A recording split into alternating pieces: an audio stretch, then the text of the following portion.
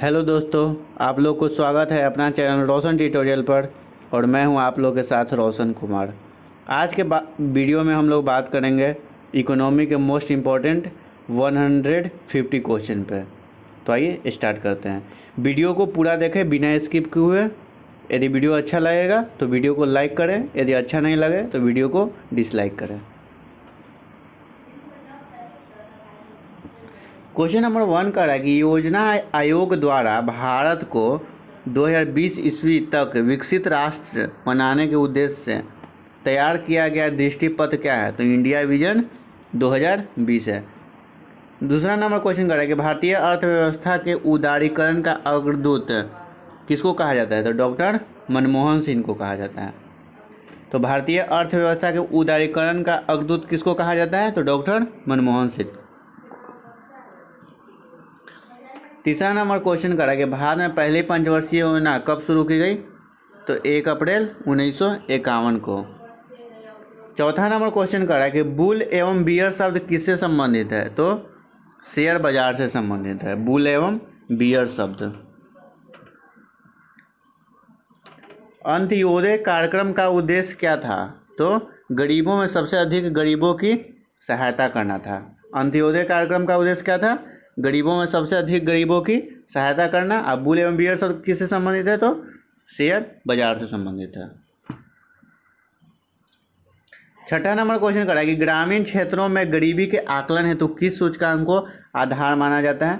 तो कृषि श्रमिकों के उपभोक्ता मूल्य सूचकांक को माना जाता है। ठीक है, तो ग्रामीण क्षेत्रों में गरीबी के आकलन हेतु किस सूचकांक को आधार माना गया है? तो कृषि श्रमिक के उपभोक्ता मूल्य सूचकांक को। भारत निर्माण योजना का संबंध किससे है? तो अवस्थापन विकास से है। तो भारत निर्माण योजना का संबंध किससे है? अवस्थापन विकास से है। किस प्रदेश में सर्वाधिक अनुसूचित जनजातियां निवास करती है? तो मध्य प्रदेश में जो है सर्वाधिक अनुसूचित जनजातियां जो है निवास करती है। 9 नंबर क्वेश्चन कर रहा है कि भारत सरकार के बजट के कुल घाटे में किस घाटे का सबसे अधिक योगदान है? तो प्राथमिक घाटा का जो है सबसे अधिक योगदान है। भारत सरकार के बजट के कुल घाटे में किस घाटे का सबसे अधिक योगदान है? तो प्राथमिक घाटे का। 10 नंबर क्वेश्चन कर रहा है कि प्रथम पंचवर्षीय योजना में किस क्षेत्र को सर्वाधिक प्राथमिकता दी गई है? तो कृषि क्षेत्र को जो है प्रथम पंचवर्षीय योजना में सबसे ज़्यादा सर्वाधिक प्राथमिकता दी गई है। इस समय भारत का सबसे बड़ा राष्ट्रीयकृत उद्यम कौन सा है? तो भारतीय रेलवे है। इस समय भारत का सबसे बड़ा राष्ट्रीयकृत उद्यम कौन सा है? तो भारतीय रेलवे है। बजट घाटा का अर्थ क्या है? बजट घाटा का क्या अर्थ है? तो कुल प्राप्तियों एवं कुल खर्चा में अंतर है। तो बजट घाटा का क्या अर्थ है? कुल प्राप्तियों एवं कुल खर्च में अंतर। 13 नंबर क्वेश्चन करा कि भारतीय रिजर्व बैंक की स्थापना कब की गई? तो 1 अप्रैल 1935 को की गई। भारतीय रिजर्व बैंक की स्थापना कब की गई? तो 1 अप्रैल 1935 ईस्वी को।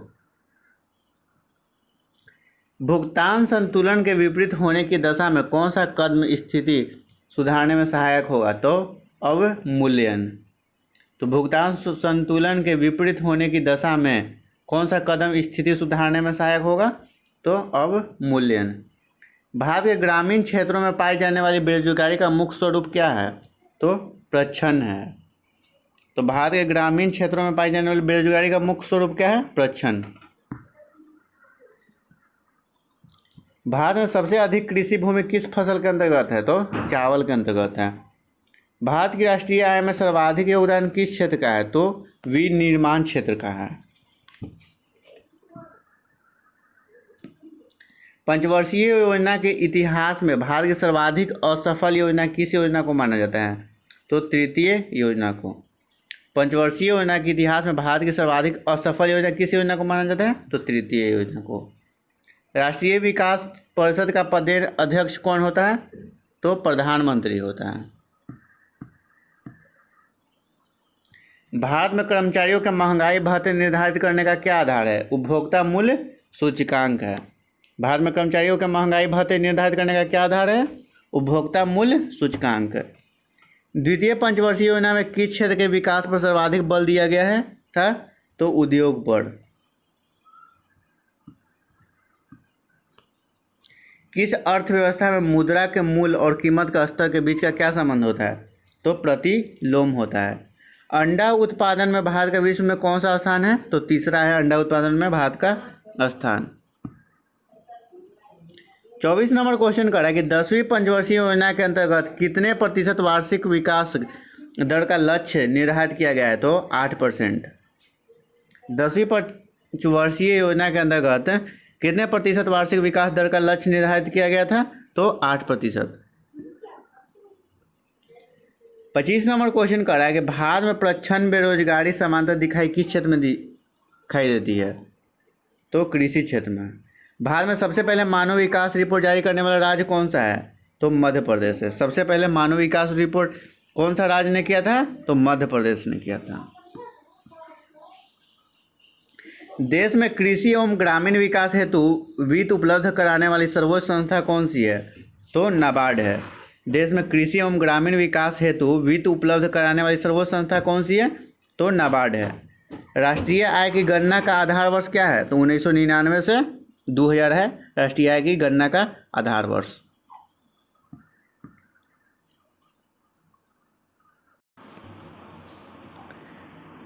तो राष्ट्रीय आय की गणना का आधार वर्ष कौन सा है? तो 1999 से 2000। 14वें वित्त आयोग के अध्यक्ष कौन है? तो वाई रेड्डी जो है 14वें वित्त आयोग के अध्यक्ष हैं। भारत में वैट कब से लागू हुआ? तो 1 अप्रैल 2005 से जो है भारत में वैट लागू हुआ, VAT। बोकारो इस्पात संयंत्र की स्थापना किस योजना के दौरान की गई थी?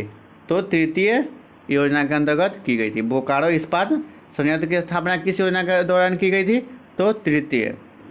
भारत में सर्वाधिक गरीबों की संख्या किस राज्य में है? तो उत्तर प्रदेश में जो है भारत में सर्वाधिक गरीबों की संख्या है।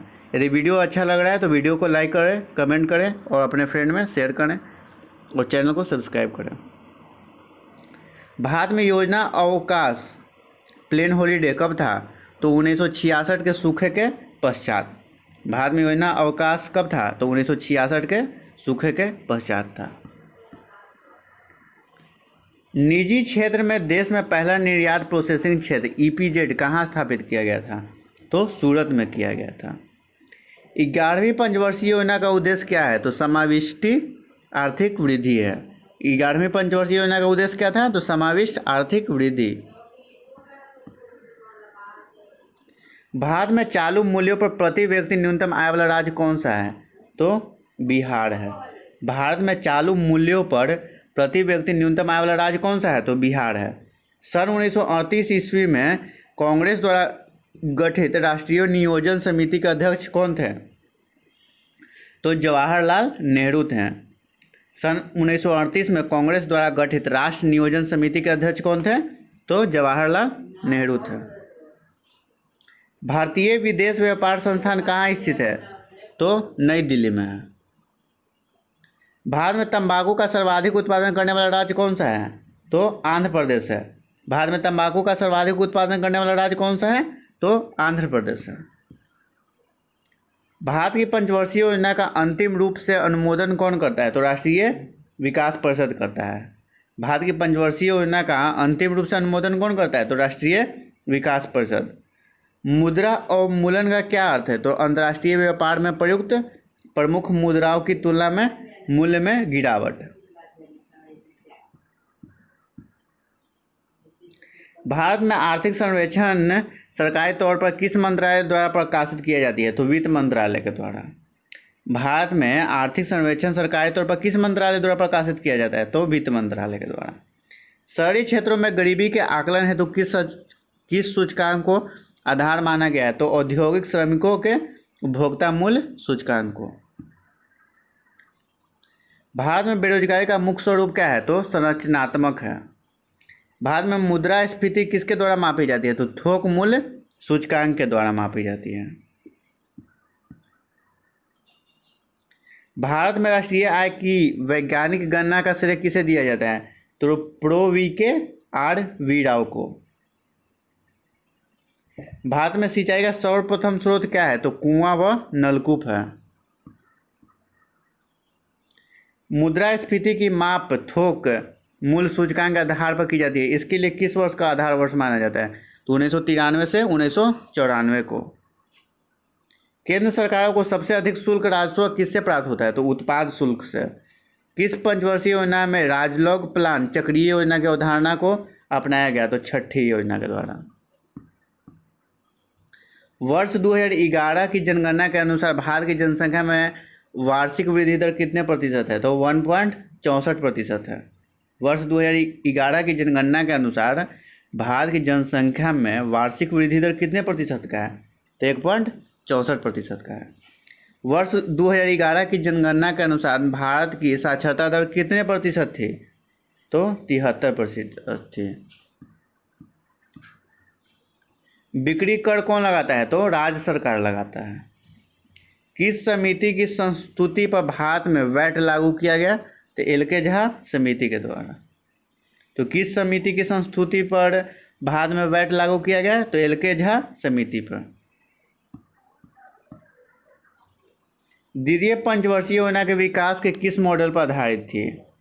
तो पीसी महालोनोबिस। 12वें वित्त आयोग के केंद्रीय करों में राज्यों के लिए कितने प्रतिशत राशि की संस्तुति की थी? तो 30.5% की। भारत में प्रथम ग्रामीण बैंक की स्थापना कब की गई थी? तो 2 अक्टूबर 1975 को भारत में प्रथम ग्रामीण बैंक की स्थापना की गई थी। भारतीय रिजर्व बैंक का मुख्यालय कहाँ है? तो मुंबई में है। तो भारतीय रिजर्व बैंक का मुख्यालय कहाँ पे है? तो मुंबई में है। राजीव गांधी श्रमिक कल्याण योजना का कब प्रारंभ की गई थी? तो 1 अप्रैल 2005 को की गई थी।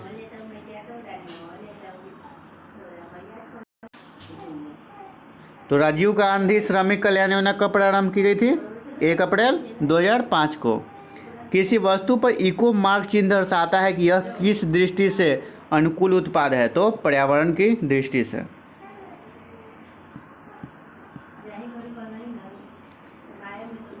द्वितीय हरित क्रांति का संबंध किससे होगा? तो जैव प्रौद्योगिकी के प्रयोग से। द्वितीय हरित क्रांति का संबंध किससे होगा? तो जैव प्रौद्योगिकी के प्रयोग से। केंद्र सरकार के बजट के चालू खाते में व्यय की सबसे बड़ी मदद क्या है? तो ब्याज भुगतान है। केंद्र सरकार के बजट के चालू खाते में व्यय की सबसे बड़ी मदद क्या है? तो ब्याज भुगतान। योजना आयोग के अनुसार ग्रामीण क्षेत्रों में कितनी कैलोरी पोषण प्राप्त न करने वाले को गरीबी रेखा से नीचे माना जाता है? तो 2400 कैलोरी से कम पोषण प्राप्त करने वाले को गरीबी रेखा से नीचे को माना जाता है। योजना पत्रिका का प्रकाशन कहाँ से होता है? तो सूचना एवं प्रसारण मंत्रालय द्वारा होता है। भारत में 2001 से 2011 ईस्वी के बीच जनसंख्या की दशकीय वृद्धि दर कितनी रही? तो 7.70%। वर्ष 2011 की जनगणना के अनुसार भारत में 1000 स्त्रियों पर पुरुष की संख्या कितनी है? तो 943 है। लिंगानुपात। वर्ष 2011 की जनगणना के अनुसार भारत में 1000 स्त्रियों पर पुरुषों की संख्या लिंगानुपात कितना है? तो 943 है।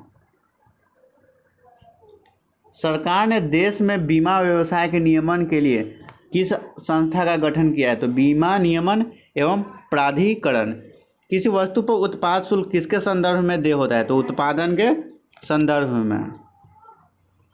1 रुपये के नोट पर किसके हस्ताक्षर होते हैं? तो गवर्नर भारतीय रिजर्व बैंक है। देश का सबसे बड़ा वाणिज्यिक बैंक कौन सा है? तो भारतीय स्टेट बैंक जो है देश का सबसे बड़ा वाणिज्यिक बैंक है। गरीबी हटाओ नारा सर्वप्रथम किस पंचवर्षीय योजना के दौरान दिया गया? तो चौथी पंचवर्षीय योजना के दौरान दिया गया था। योजना आयोग के अनुसार शहरी क्षेत्रों में कितनी कैलोरी पोषण न प्राप्त करने वाले को गरीबी रेखा से नीचे माना जाता है? तो 2400 कैलोरी। ठीक है। योजना आयोग के अनुसार ऊपर तक क्या था?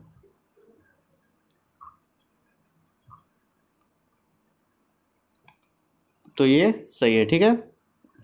2400 कैलोरी। योजना आयोग के अनुसार ग्रामीण क्षेत्रों में कितनी कैलोरी पोषण प्राप्त न करने वाले को गरीबी रेखा से नीचे कहा जाता है? तो 2400 कैलोरी। ठीक है।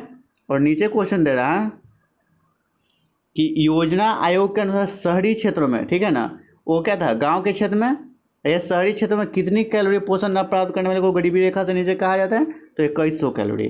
और ग्रामीण क्षेत्रों के लिए 2400 कैलोरी। ये दोनों को याद रखना है। भारत में सबसे पहले किसने राष्ट्रीय आय का अनुमान लगाया था? तो दादा भाई नौरोजी ने। BCCI बैंक कौन सा है? तो अंतर्राष्ट्रीय बैंकिंग संगठन है। भारत में सर्वप्रथम बैंकों का राष्ट्रीयकरण 19 जुलाई 1969 को किया गया। उस समय कितने बैंकों का राष्ट्रीयकरण किया गया था? तो 14 बैंकों का। सस्ती मुद्रा का अर्थ क्या है? सस्ती मुद्रा का अर्थ क्या है? ब्याज की कम दर। जब ब्याज की कम दर रहेगा तभी ना सस्ती मुद्रा है। राष्ट्रीय नियोजन में रोलिंग प्लान की अवधारणा किसके द्वारा लागू की गई थी? तो जनता सरकार के द्वारा। सुनिश्चित लागत का अर्थ क्या है? तो उत्पादक संसाधन के लिए की गई अदायगियां। भारत में हीरे की खानें किस राज्य में है? तो मध्य प्रदेश में। भारतीय जीवन बीमा LIC की स्थापना कब हुई थी? तो 1956 में हुई थी। किसी अर्थव्यवस्था में क्षेत्रों को सार्वजनिक और निजी में किस आधार पर वर्गीकृत किया जाता है? तो उद्यमों का स्वामित्व की तरह। दलाल स्ट्रीट कहाँ स्थित है? तो मुंबई में है। दलाल स्ट्रीट कहाँ पर स्थित है? तो मुंबई में है। स्टेट बैंक ऑफ इंडिया का राष्ट्रीयकरण कब किया गया था? तो 1 जुलाई 1955 को किया गया था। ट्राइसेम कार्यक्रम किससे संबंधित है? तो स्वरोजगार हेतु ग्रामीण युवकों से है। भारत में हरित क्रांति की शुरुआत कब हुई थी? तो 1967 से 68 ईस्वी में। जो वस्तुएं दुर्लभ हो और उनकी आपूर्ति सीमित हो उन्हें क्या कहते हैं? तो आर्थिक वस्तुएं कहते हैं। देश के सबसे बड़े एवं सबसे पुराने म्यूचुअल फंड UTI का दो अलग अलग हिस्से UTI 1 तथा UTI 2 में विभाजन कब से प्रभावी हुई? तो 1 फरवरी 2003 से। भारतीयों द्वारा सीमित देयताओं वाला संचालित पहला बैंक कौन सा था? तो अवध कॉमर्शियल बैंक। भारत में सामुदायिक विकास कार्यक्रम कब आरंभ हुआ था? तो 2 अक्टूबर 1952 को। अभी तक कुल कितने वित्त आयोग का गठन किया जा चुका है? तो 14 को। अभी तक कुल कितने वित्त आयोग का गठन किया जा चुका है? तो 14। किस योजना के दौरान भारत में हरित क्रांति का आगमन हुआ था? तो योजना अवकाश काल। योजना अवकाश काल किस अवधि को माना जाता है? तो 1967 से 1969 के काल को। भारतीय प्रतिभूति एवं विनिमय बोर्ड सेबी की स्थापना वर्ष 1988 में की गई थी। इसे वैधानिक दर्जा कब प्रदान किया गया? तो 30 जनवरी 1992 ईस्वी को। भारत में राष्ट्रीय जल मार्गों की संख्या कितनी है? तो भारत में राष्ट्रीय जल मार्गों की संख्या 4 है। अर्थतंत्र में ज्ञान, तकनीकी कुशलता, शिक्षा आदि को क्या माना जाता है? तो मानव पूंजी माना जाता है। भारत में गरीबी हटाओ का नारा किस पंचवर्षीय योजना के अंतर्गत दिया गया था? तो 6वीं। राष्ट्रीय ग्रामीण रोजगार गारंटी योजना कब शुरू की गई? तो 2 फरवरी 2006 को की गई। भारत की राष्ट्रीय आय किसके द्वारा अनुमानित होती है? तो केंद्रीय सांख्यिकी संगठन के द्वारा होती है। किस वर्ष नाबार्ड की स्थापना हुई? तो 1982 ईस्वी में। मिश्रित अर्थव्यवस्था का क्या अर्थ है? वृहत, लघु एवं कुटीर उद्योगों का सह अस्तित्व। यदि वीडियो अच्छा लग रहा है तो वीडियो को लाइक कर दें, एक बार चैनल को सब्सक्राइब कर दें, अपने फ्रेंड में शेयर करें, अपने जो भी स्टडी ग्रुप है उसमें शेयर करें। कौन सी संस्था शेयर बाजार पर नियंत्रण रखती है? तो UTI। मुंबई स्टॉक एक्सचेंज का सूचकांक क्या है? तो सेंसेक्स है। केलकट टास्क फोर्स की सिफारिशों का संबंध किससे है? तो करों से है। बोकारो स्टील प्लांट किस देश के सहयोग से स्थापित किया गया है? तो रूस के। नरसिम्हन समिति का संबंध किससे है? तो बैंक क्षेत्रों के सुधार से है। यूरो मुद्रा किस वर्ष में प्रारंभ की गई? तो 1999 में। भारत में पहली स्वर्ण रिफाइनरी कहाँ स्थापित की गई? तो सिरपुर में। किस नगर को इलेक्ट्रॉनिक सिटी के रूप में जाना जाता है? तो बेंगलुरु को। भारत में राष्ट्रीय आय की गणना का कार्य कौन करता है? तो केंद्रीय सांख्यिकी संगठन। भारत में फेरा का स्थान किसने ले लिया है? तो फेमा ने। वर्तमान में राष्ट्रीयकृत बैंकों की कुल संख्या कितनी है? तो 19 है। करेंसी नोट प्रेस कहाँ अवस्थित है? तो नासिक में है। द्वितीय पंचवर्षीय योजना का प्रारूप किसने तैयार किया था? तो पीसी महालनोबिस ने किया था। भारत के आयात का अधिकतम भाग कहाँ से आता है? तो ओपेक से आता है। भारत में योजना आयोग का गठन किस वर्ष किया गया था? तो 1950 में किया गया था। खाद्य एवं कृषि संगठन FAO का मुख्यालय कहाँ स्थित है? तो रोम में है। भारतीय लघु उद्योग विकास बैंक CDB का मुख्यालय कहाँ स्थित है? तो लखनऊ में है। प्रसिद्ध नारा गरीबी हटाओ कब दिया गया था? तो 5वीं पंचवर्षीय योजना में, जो कि 1974 से 1989 1979 के दौरान था। मुद्रास्फीति में क्या बढ़ता व गिरता है? तो वस्तुओं के मूल्य बढ़ते हैं और मुद्रा का मूल्य गिरता है। ठीक है, मुद्रास्फीति में क्या होता है? बढ़ता है व गिरता है। तो मुद्रास्फीति में जो है वस्तु का मूल्य बढ़ता है और मुद्रा का मूल्य गिर जाता है। 120 नंबर क्वेश्चन कर रहा है कि 1967 से 68 में भारत में प्रति व्यक्ति आय 20 रुपये थी। यह सर्वप्रथम किसने अभिनिश्चित किया? तो दादा भाई नौरोजी ने। किसान क्रेडिट कार्ड योजना किस वर्ष शुरू की गई थी? तो 1998 में की गई थी। नरसिंहम समिति किस सुधार से संबंधित है? तो बैंकिंग सुधार से है। भारत में किस प्रकार के रासायनिक उर्वरक की खपत सर्वाधिक होती है? तो नाइट्रोजनिक है। प्रति व्यक्ति आय निकालने के लिए राष्ट्रीय आय की किससे भाग दी जाती है? तो देश की कुल जनसंख्या से। प्रति व्यक्ति आय निकालने के लिए क्या कहते हैं कि राष्ट्रीय आय को देश की कुल जनसंख्या से डिवाइड करेंगे तो उसे हम लोग को प्रति व्यक्ति आय आ जाएगा। भारत में हरित क्रांति का सर्वाधिक प्रभाव किस फसल पर पड़ा? तो मक्का पे। सर्वोदय योजना किसके द्वारा प्रारंभ की गई? तो जयप्रकाश नारायण के द्वारा। राष्ट्रीय कृषि विपणन संस्थान कहाँ स्थित है? तो जयपुर में है। गिल्ट एंड बाजार किससे संबंधित है? तो सोना चांदी सराफा से है। स्वतंत्रता प्राप्ति के बाद से भारतीय रुपये का कितनी बार अवमूल्यन किया गया है? तो 3 बार। वैट किस प्रकार का कर है? तो अप्रत्यक्ष कर है। 12वीं पंचवर्षीय योजना की अवधि क्या है? तो 1 अप्रैल 2012 से 31 मार्च 2017 का। सेवा क्षेत्र अर्थव्यवस्था के किस क्षेत्र को कहा जाता है? तो तृतीयक क्षेत्र को कहा जाता है सेवा क्षेत्र। भारत में जनसंख्या विभाजक दशक कौन सा माना जाता है? तो 1911 से 1921 ईस्वी। वर्ष 2011 की जनगणना के अनुसार भारत की कुल जनसंख्या क्या थी? तो 1.21 अरब थी। नीति आयोग के उपाध्यक्ष को भारत सरकार के सरकारी वरीयता क्रम में महत्व का कौन सा दर्जा दिया गया है? तो भारत सरकार के कैबिनेट मंत्री के समान। आत्मनिर्भरता की प्राप्ति को सर्वप्रथम किस योजना का मुख्य उद्देश्य निर्धारित किया गया? तो चौथी। उत्पादन का सर्वाधिक गतिशील कारक कौन सा है? तो पूंजी है। भारत में एग्रो इकोलॉजिकल जोन्स की संख्या कितनी है? तो 20 है। रुपये का सर्वप्रथम अवमूल्यन कब किया हुआ? तो 20 सितंबर 1949 को। ऑपरेशन फ्लड कार्यक्रम कब शुरू किया गया? तो 1970 में। सर्वाधिक समुद्री मछलियां किस राज्य में पकड़ी जाती है? तो गुजरात में। काली चाय का विश्व में सबसे बड़ा उत्पादक और उपभोक्ता देश कौन सा है? तो भारत है। रबी की फसलों की बुआई कब की जाती है? तो अक्टूबर नवंबर दिसंबर में। भारत में मुद्रास्फीति का गणना किस पर आधारित होती है? तो थोक मूल्य सूचकांक पर। व्यापारिक या नकदी फसलें कौन सी होती है? तो कपास, गन्ना, तिलहन, चाय, जूट तथा तंबाकू।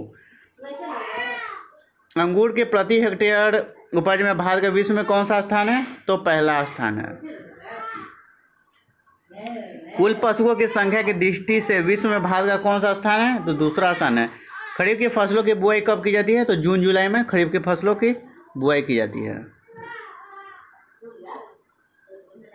देश में कृषि के अंतर्गत किस तरह के उर्वरकों का सर्वाधिक उपयोग होता है? तो नाइट्रोजनी। विश्व का सबसे बड़ा चमड़ा उत्पादक देश कौन सा है? तो भारत है। आज के लिए इतना ही। यदि वीडियो अच्छा लगा तो वीडियो को लाइक करें, चैनल को सब्सक्राइब करें। यदि आप लोग ऐसा ही वीडियो चाहते हैं तो कमेंट बॉक्स में कमेंट करें। हर एक सब्जेक्ट का इतना इतना क्वेश्चन का वीडियो लाते रहेंगे। Thank you.